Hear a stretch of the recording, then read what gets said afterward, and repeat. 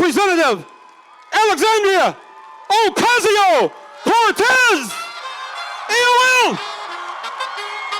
Tú nos dices que debemos sentarnos, pero las ideas solo pueden levantarnos, caminar, recorrer, no rendirse ni retroceder, ver, aprender como esponja, absorber. Nadie sobre todos, faltan todos, suman todos para todos. Soñamos en grande que se caiga el imperio, lo gritamos algo, no queda más remedio. Let's hear it, Iowa! What's up? We got 8 days left! We have 8 days left. We need all this energy up tonight. We need all this energy up tomorrow. And we need all this energy for the next week to come because we're going to take Iowa, guys. That's what we're here to do. We're here to take Iowa and to make sure and recenter politics for the working class in the United States of America. We're here to assert and advance a suite of 21st century economic, social, and human rights in this country. That's what we're here to do. And, you know, I've been thinking about a lot of what I've seen in Iowa in the last few days and a lot of what I've experienced in my community in the last year. And, sorry, I'm like catching my breath. And, I want us to really refocus and remember what this campaign is all about. Because when we talk about a movement for working people in this country, what we mean is a movement for working power in this country. For that, so that working class Americans have power in our electoral system and our democracy once again. Michael kind of alluded a little bit to my story, but I want us to remember who this campaign is by and who this campaign is for, because I think something that gets lost, and I was talking to the senator backstage, to Bernie last, behind here and backstage, is that this campaign is by working people, and that's honestly what makes Bernie different. It makes a lot of us different because we end up, you know, being in politics, being in a place where working people usually aren't. I'm the daughter of a domestic worker. My mom cleaned houses growing up. And as a kid, I would go with my mom to clean homes. And I would, you know, I would get out of school and sometimes she would take me to clean, as she cleaned other people's homes. And I would do my homework on other people's kitchen tables. And I would read books on other people's staircases, trying to do my best in school because I felt like doing well in school was the best way that I could pay her back for all the sacrifices she made in my life so that I could have a chance. And even in high school, my mom cleaned an English teacher's house for free so that I could have SAT lessons, so that she could give me SAT lessons. And I had my first job when I was about 14 or 15. I worked at an Irish pub. I was a hostess at an Irish pub. Won't say which one because they paid me under the table. And,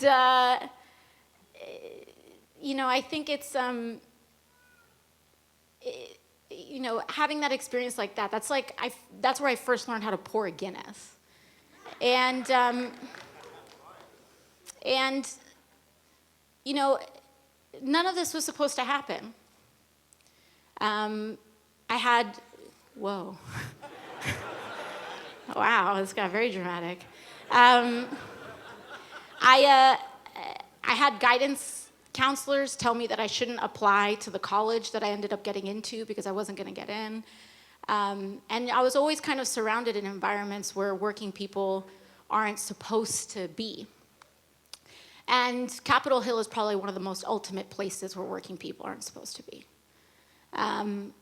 When I ran my race, I was running in a primary election, and I had to make a case as to why Democrats could be better. And I had to make a case to my community as to why after 20 years of the same representation, they should take a risk on a waitress. Honestly, it felt impossible. But we did it.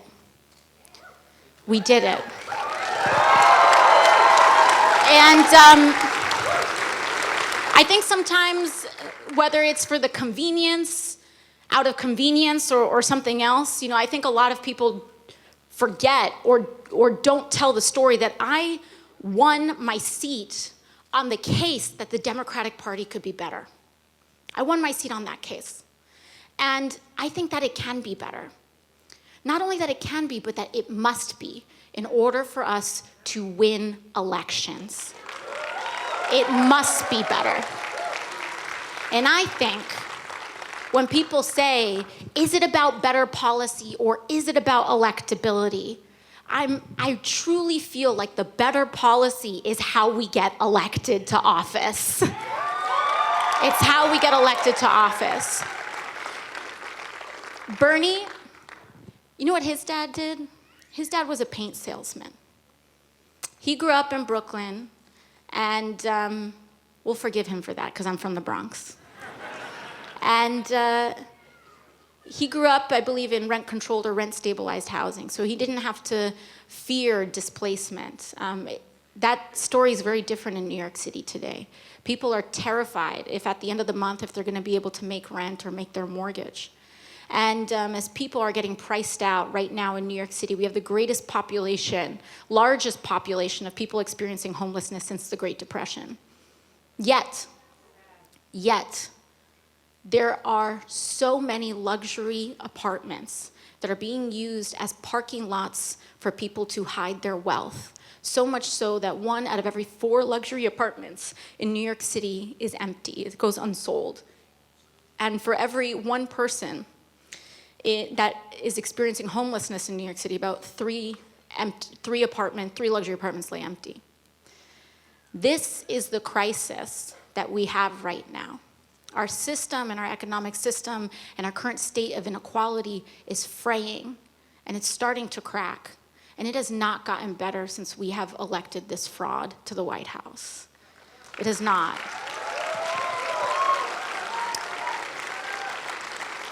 And while we get sold bogus tax cuts, and while we get sold one kind of ridiculous policy after another in this administration, what is happening is that it's all getting worse. After an unprecedented $2 trillion tax cut by the Republican Party, what have we learned? We have learned that while they said they were going to create jobs with that, what did they do? Put it in stock buybacks so that their CEOs can make higher pay. This economy is not working for us because we are measuring success in the forms of stock prices and in terms of GDP, and we're not measuring success in terms of wages and well-being, and we need to. And that's what this campaign is all about. But something that I think is very important for us to recall and remember is that this campaign, Bernie's campaign, has deep roots. Roots far into the ground, into a movement and a multiracial movement of class solidarity in the United States. Deep roots. Deep roots. And that matters. That matters. Because politics, unfortunately, can be a lot like pop music in a bad way, in that people are trying to reinvent themselves every 4 years. And commitment really matters when you're trying to fight for working people. It really matters because a lack of commitment is almost easier.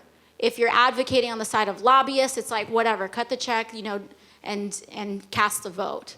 But when you are fighting against the grain in the concentration of power, you need to be committed. And you look that lion right in the mouth in all of the fear and be willing to put your career on the line over and over again for the most marginalized, whose rights are most controversial. And Senator Bernie Sanders has done that his whole life. His whole life.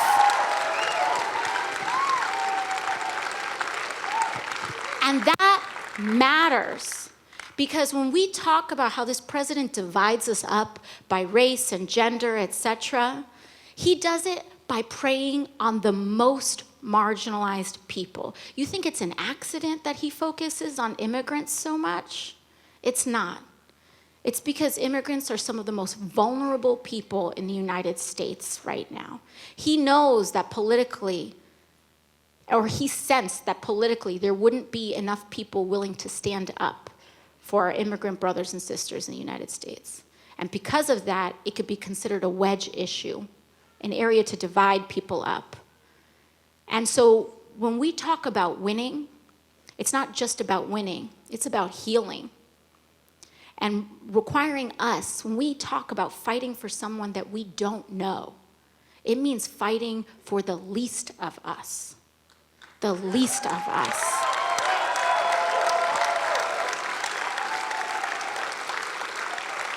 Yesterday, I believe it was in Cedar Falls, this woman stood up, and honestly, I can't even imagine, like the amount of courage it takes to stand up in front of an entire room and to say, my paycheck is being garnished right now because of medical bills.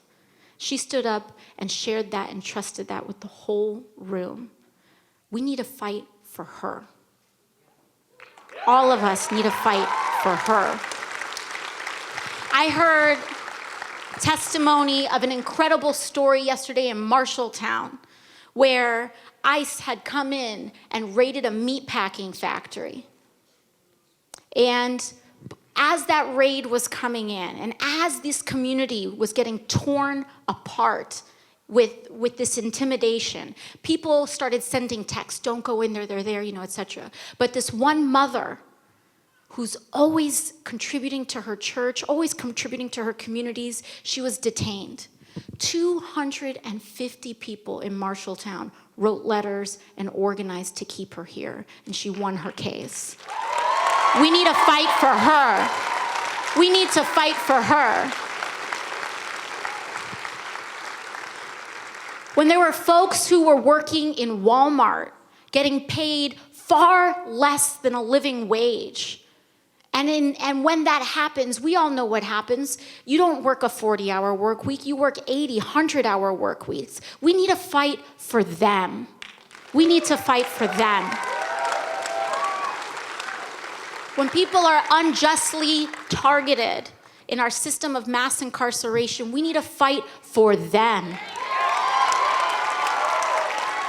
And that means standing up to powerful rhetoric. Powerful, hateful rhetoric is what we are up against, which means we have to reject outright the notion that any class of people are inherently dangerous or less than. Whether you are poor, whether you are immigrant, whether you are black, whether you are native. And Senator Sanders has done that his entire life. When people weren't looking, he was at Standing Rock. When people weren't looking, he stood up against fracking and pipelines because he knew it went into the poorest and worst communities. When no one was looking, he stood up to industries and to the concentration of power in agriculture where everyday working people were being abused so that someone else could get a profit margin. He has stood up for the least of us. And even to this day, in this race, he's the only candidate who stood up to say, we're gonna break up ICE and CBP. To this day. And I can tell you, when you go to Washington, D.C., that is not easy. It is not easy. Because what everyone tells you is that don't make the perfect the enemy of the good in legislating. Everyone says that. But too often it's used as an excuse. Because sometimes they'll say, don't let the perfect be the enemy of the good, when they're really talking about bad legislation. And they'll say, well, it's not perfect, but what if it hurts people? And the problem is that when we're so removed, when you're in that bubble, we talk about DC, I call it the upside down. Because all of a sudden, you show up and you're like, well, this is what we should do, this is what we shouldn't do. And people will come up with all sorts of backwards rationales. Like, it's like that meme with the guy with the red string all over the place, like, this is why you should vote for a tax cut. And it's like that kind of, that crazy rationale. But usually, you know, if it doesn't pass the smell test, we should not do it. But too often, how things work in DC is that everyone kind of goes along. And a lot of it is tied to money and politics. And right now, we are in a revolution in how campaigns are financed. That revolution was led by Senator Sanders, first and foremost. OG, like he's the OG, right, on that. But deeper than that is that now doing so is much easier. You know, thankfully for the progressive movement, being a people-powered campaign is much easier now due to the internet. He was doing that long before it was easy. And he was doing all this stuff long before it was easy, fighting for a woman's right to choose before it was easy. He's done this. He has done this shoulder to shoulder in movement to center working people, doing it when it's hard, doing it when no one was paying attention. That is what he has done. And I think that it's important. I think that it's important to recognize that. And I also think it's important to recognize that among all of us, especially all of us young folks in the room, I think it's really important for us to recognize all of our elders right now that have been holding down this fight, waiting for us to show up, fighting for our future. So let's do that. I want to thank our elders and thank our seniors who have been fighting for what's right, holding it down, waiting for this moment, and we need to bring it home for them and for all of us and for working people in the United States of America. And that's exactly what we're here to do. That's exactly what we're here to do. So I want to thank you all again. I'm going to bring on the senator. I've had the bad habit earlier today of I've been just like handing it over, and he's like in a room, so he has to come over. So, but I, you know, this is our moment. This is our shot. And so what we need to do is make sure that we actually translate this energy into the caucus. And one thing about that too, in talking about that commitment to the marginalized, you know what this campaign has done behind the scenes? They have worked to add tons of caucusing sites in marginalized communities this year. Tons. So we now have caucusing, they have fought to put caucusing sites, this campaign and this movement has fought to put caucusing sites in mosques, in Latino communities, in rural communities.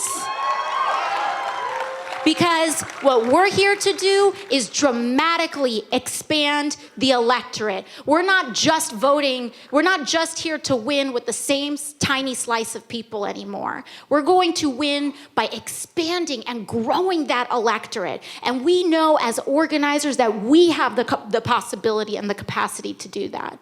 When I ran in my congressional race, how I thought about it was the incumbent has this many votes. I'm not going to try to get their votes. I'm going to find more votes somewhere else. And that's what we're here to do. As a result, in our primary back in New York, we expanded the electorate 68% over the last off-year midterm primary election. 68%. The number of voters under 40 matched those above 60. That's what we need to do here and elsewhere. And it's not just as a matter of a path to victory. This is our path to democracy. That's what this is about, a path to democracy. Because our election shouldn't be determined by the few, whether it's in money and politics or by a depressed voter turnout. We have to work to reestablish, reaffirm, and expand democracy in the United States of America. So if you're under 40 years old, it's time to turn it out and show up. And if you've been around the block, please show us how. Raise your hand if this might be your first caucus. There we go. Look at all these first caucus attendees out here. This is fabulous. And that's exactly what we need to do. We need to make sure that we get those numbers up, that we make sure that we expand this electorate, and it needs to be welcome, it needs to be fundamentally affirming. And we need to make sure that we are fighting for someone we don't know. That's what this campaign is about.